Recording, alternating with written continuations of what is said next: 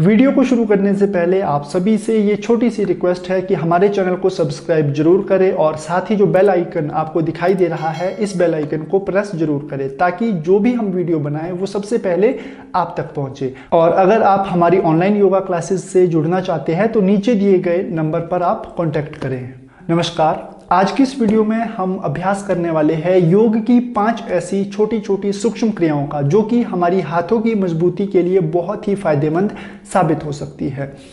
इस अभ्यास को करने से पहले आप इसके कुछ फायदे जान लीजिए। तो जिन लोगों को गठिया की समस्या रहती है, अर्थराइटिस की प्रॉब्लम रहती है हाथों में, बाजुओं में, उन लोगों के लिए ये प्रैक्टिस बहुत ज़्यादा महत्वपूर्ण रहने वाली है। दूसरा, यूरिक एसिड जिन लोगों का बड़ा रहता है, हाथों में प्रॉब्लम आ जाती है कई बार लोगों को, तो उन लोगों के लिए ये बहुत अच्छा अभ्यास है। तीसरा, हाथ अगर आपके कंपाते हैं, काम करते समय आपके हाथों में कंपन होती है, तो ऐसी स्थिति में आप जो है इन 5 क्रियाओं का अभ्यास कर सकते हैं। इसका अभ्यास जैसे जैसे आप लगातार करते जाएंगे वैसे वैसे आपके हाथों में मजबूती आएगी और हाथों में जो कंपन की समस्या है, आपके गठिया, अर्थराइटिस या फिर जो यूरिक एसिड की जो प्रॉब्लम आपकी बाजू में अगर हो जाती है तो ऐसी स्थिति को दूर करने में भी आपकी ये सारी क्रियाएं आपकी मदद करेगी। तो चलिए जानते हैं कि किस तरह से आपको ये सारी क्रियाएं करनी है। तो इन सभी क्रियाओं का अभ्यास करने के लिए आप किसी भी अच्छे स्थान पर अपने योग मैट पर बैठ जाएं। योग मैट पर नहीं बैठ सकते तो आप चेयर पर बैठकर भी इसका अभ्यास कर सकते हैं। ध्यान रखना है आपकी पीठ, कमर, गर्दन बिल्कुल सीधी रहे। तो सबसे पहला जो अभ्यास हम करने वाले हैं, इस अभ्यास का नाम है मुष्टिका बंध। तो इसका अभ्यास करने के लिए अपने दोनों हाथों को आपने बिल्कुल सामने लाना है, उंगलियों को खोल देना है इस तरह से। शोल्डर के बिल्कुल बराबर आपको हाथ रखने हैं। हाथ आपको नीचे भी नहीं रखने, ज़्यादा ऊपर भी नहीं ले जाने, बिल्कुल शोल्डर के बराबर।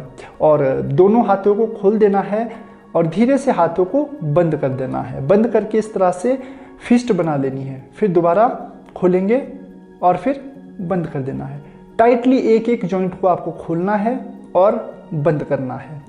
शुरुआत में आप इसका अभ्यास सिंपल इस प्रकार से कर सकते हैं और कुछ दिनों बाद आप इसका अभ्यास सांसों के साथ कीजिएगा। अब सांसों के साथ कैसे करना है? सांस भरते हुए आपको अपने दोनों हाथों को खोलना है इस तरह से और सांस छोड़ते हुए हाथों को बंद करना है। Inhale exhale, inhale exhale. धीरे धीरे जो है आपको इसका अभ्यास करना है। आपके हाथों के जितने भी जॉइंट्स हैं, एक एक जॉइंट्स आपकी उंगलियों के, इन सभी जॉइंट्स को आपने धीरे धीरे खोलना है और बंद करना है। लगभग इस क्रिया का अभ्यास आपको जो है 10 से 15 बार करना है। 10 से 15 बार से आप शुरुआत कीजिए, धीरे धीरे 20 से 25 बार इसका अभ्यास जो है बढ़ाना आप शुरू कर देंगे। आप देखेंगे जब इसका अभ्यास करेगा तो आपके पूरे हाथों पर इसका स्ट्रेस पड़ेगा, एक अच्छा स्ट्रेच पड़ेगा, जो कि आपकी अर्थराइटिस की जो प्रॉब्लम है, गठिया की जो प्रॉब्लम है या फिर हाथों में कंपन होती है, वो कंपन भी आपकी दूर हो जाएगी। तो ये था हमारा पहला अभ्यास, मुष्टिका बंध। अब बात करते हैं अपने दूसरे अभ्यास की। दूसरे अभ्यास का नाम है मणिबंध नमन। तो मणिबंध नमन का अभ्यास भी आप इसी अभ्यास के साथ लगातार कर सकते हैं। करना क्या है? दोनों हाथों को इस तरह से खोलना है, अंगूठे को अंदर आपको हाथ के अंदर डालना है और उंगलियों से इसे बंद कर देना है। फिर डाउन अप, डाउन अप, इस तरह से जो आपकी कलाइयां हैं उन कलाइयों को आपको ऊपर और नीचे इस तरह से मूवमेंट देनी है। इसमें भी आप सांस भरते हुए हाथों को ऊपर लाएं और सांस छोड़ते हुए नीचे। इनहेल कलाई ऊपर, एक्सहेल कलाई नीचे।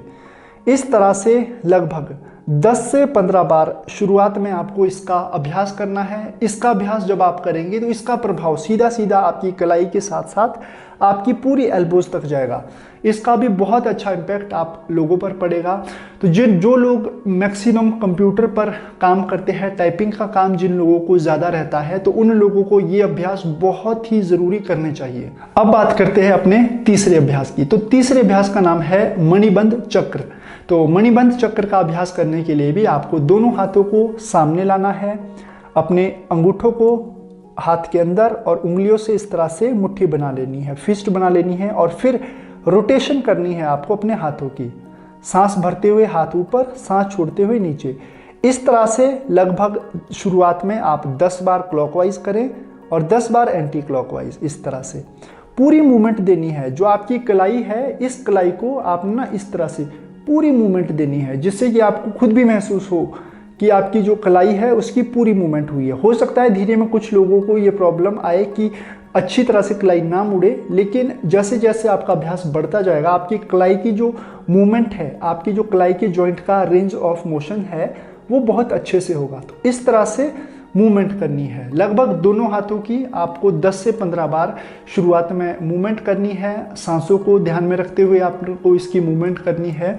ये अभ्यास भी आपकी कलाइयों को मजबूती प्रदान करेगा और अर्थराइटिस, गठिया की जो समस्या है या फिर हाथ आपके कांपते हैं, उन समस्याओं को दूर करने में मणिबंध चक्र का भी बहुत अच्छा योगदान रहेगा। इसके बाद बात करते हैं अपने चौथे अभ्यास की। तो चौथा अभ्यास जो है वो है कोहनी नमन। जब आप ये तीनों प्रैक्टिस एक साथ कर लेंगे तो तीनों प्रैक्टिस को करने के बाद दोनों हाथों को इस तरह से आपको रखना है। सांस भरते हुए हाथ को पीछे कंधे को टच करना है अपने हाथों से और सांस छोड़ते हुए सामने। Inhale exhale, inhale exhale. सांस भरते हुए पीछे आना है, सांस छोड़ते हुए सामने, सांस भरते हुए पीछे, सांस छोड़ते हुए सामने। ढीला रखना है, हाथों को आप ढीला रख सकते हैं अच्छी तरह से। लगभग 10 से 15 बार रोज आपको इसका अभ्यास करना है। एल्बो बेंडिंग का अभ्यास भी बहुत ज़्यादा इम्पॉर्टेंट है आपकी यूरिक एसिड या अर्थराइटिस की जो प्रॉब्लम हमारे हाथों में हो जाती है, हाथों की मजबूती के लिए। तो ये तो थे हमारे 4 अभ्यास। इसके बाद जो हमारा लास्ट अभ्यास है, हमारा जो अंतिम अभ्यास है वो है फुल शोल्डर रोटेशन यानी कि स्कंध संचलन। तो स्कंध संचलन का अभ्यास आपको करना कैसे है, दोनों हाथों को इस तरह से कंधे पर आपको रख देना है, कोहनियों को सामने मिला लेना है। इस तरह से दोनों एल्बोज को आप मिलाएं। सांस भरते हुए ऊपर हाथ कोहनियों को ले जाएं और सांस छोड़ते वापस नीचे लाएं। सांस भरते हुए ऊपर, सांस छोड़ते हुए वापस नीचे, सांस भरते हुए ऊपर, सांस छोड़ते हुए नीचे। बिल्कुल आराम से अपनी जिस तरह से आपकी सांसें चल रही हैं उस तरह से आपको जो है इस क्रिया का अभ्यास करना है। लगभग 10 बार क्लॉकवाइज करने के बाद आप इस क्रिया का अभ्यास जो है 10 बार आपको एंटी क्लॉकवाइज करना है इस तरह से। इनहेल सांस भरते ऊपर और सांस छोड़ते हुए वापस नीचे। इनहेल अप और एक्सेल डाउन। इस तरह से ये अभ्यास जो है आपको ये कंप्लीट कर देना है। शुरू में आप इसका अभ्यास जो है वो 10 बार करें, 10 बार क्लॉकवाइज, 10 बार एंटी क्लॉकवाइज और धीरे धीरे इसका अभ्यास आप 20 बार तक बढ़ा सकते हैं।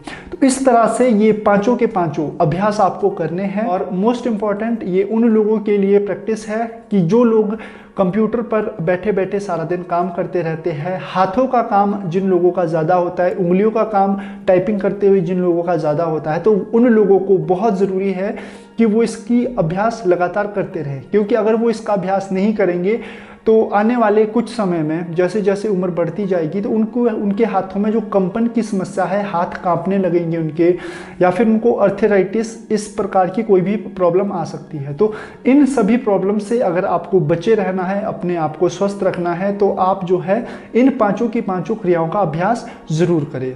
तो ये थी हमारी आज की एक छोटी सी वीडियो जिसमें कि आपने 5 ऐसी छोटी छोटी सूक्ष्म क्रियाओं के बारे में सीखा जो कि हाथों की समस्या को दूर करने में आपकी मदद कर सकती है। तो अगर आपको आज की वीडियो पसंद आई हो, कोई इस वीडियो से रिलेटेड सजेशंस हमारे लिए हो, कोई फीडबैक हो, तो आप वो ज़रूर लिखें। और साथ ही साथ अगर आपका कोई क्वेश्चन है, कोई प्रश्न है, तो आप कमेंट बॉक्स में आके उसे ज़रूर लिखें। आपको अवश्य ही बहुत जल्दी ही रिप्लाई दिया जाएगा। तो आज की वीडियो अगर आपको ये पसंद आई है तो इस वीडियो को ज़्यादा से ज़्यादा शेयर करें और हमारे चैनल को सब्सक्राइब जरूर करें। बाकी मिलते हैं नेक्स्ट वीडियो में नेक्स्ट टॉपिक के साथ। तब तक के लिए नमस्कार। और अगर आप हमारी ऑनलाइन योगा क्लासेस से जुड़ना चाहते हैं तो नीचे दिए गए नंबर पर आप कॉन्टैक्ट करें।